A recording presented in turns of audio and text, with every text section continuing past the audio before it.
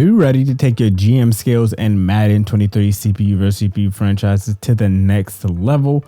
Choosing the right running back tracing abilities is essential for dominating the field and securing those all-important victories.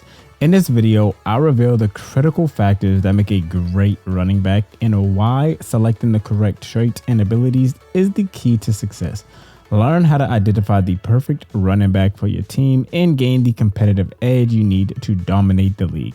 Watch now and discover the game-changing secrets and separate the best from the rest. So we're going to get right into it with the abilities. The abilities that I'm currently rocking are Freight Train, Armbar, and Evasive. But I'm honestly probably going to change Evasive actually. And I'm going to tell you what I'm going to change it to when we go over the abilities. But first, we're going to go over the traits that I'm using. I have penalty at discipline. This is the best one because you don't want holding penalty just in case he's blocking for you or any other penalties that may arise. So a discipline actually stops that. For me, I have fights for extra yards. Yes, because I want my halfback to fight for extra yards. This could be the difference between me getting a first down, me getting a touchdown on the goal line, and me getting stopped. JT is actually crazy good, so I always put fight for extra yards. Covers the ball I have for all hits, especially with punch outs this year and hit sticks.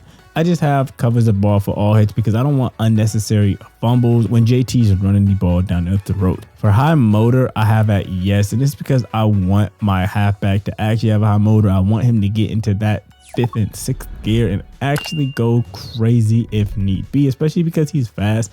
And I have the aggressive and possession catches at no and the run after catch at yes, because I would much rather him actually catch the ball on the flat and actually try to run than possession catch it or make a jump catch. You're not my wide receiver, you're my halfback. If I'm throwing it to you, I want you to get a little bit of yards. I don't need you to actually do anything spectacular.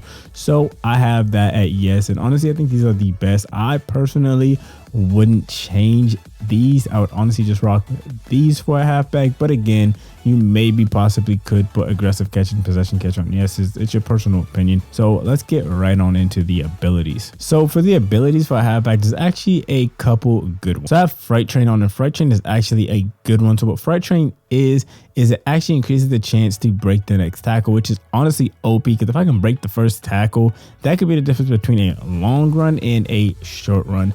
Max security isn't that bad. Angle breaker can be good in CPU versus CPU franchises. Trust, I really don't see being that good because my halfbacks really don't fumble, especially with me having always covered the ball on. Satellite, honestly, I really don't see a need for. First one free isn't too bad. This is also a good one, but for me, I'd rather probably have ankle breaker over first one free and wrecking ball. So that's just all your personal preference for the X factor. I think ankle breaker, wrecking ball, or first one free are good, but Freight Train is just slightly better than that. And now for the superstar abilities, you can only get 2, which sucks for a halfback, but there's a couple good ones that you can mix them. So I actually just changed evasive to short and elite. This is really good too because it actually provides more consistent catching on catching passes less than 10 yards. So you can go short in, short out, depending on what your team mostly does and depending on how they throw the flat routes to the halfback. Balance beam really isn't that bad too, because a lot of times in CPU versus CPU franchises, my halfback will stumble. Being able to actually avoid stumbling can actually lead to big yards. Recuperation, I use this for a little bit. That's not that bad. It makes him not as tired. Reach for it, of course. Reach for it actually adds the ability for them to reach for the first down, reach for the touchdown, reach for extra yards, and that can help.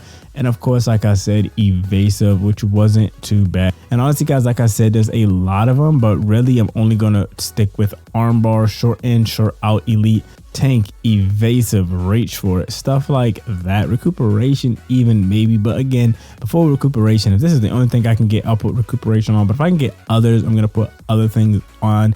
And again, guys, this has helped JT to actually get 2,000 yards in a season with 17 touchdowns on realistic CPU versus CPU sliders. So I believe these abilities are actually really good.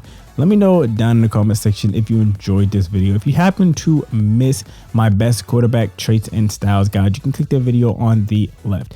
And if you wanted to actually learn the realistic sliders that I use for CPU versus CPU franchises, you can click the video on the right. I hope this video helped you guys.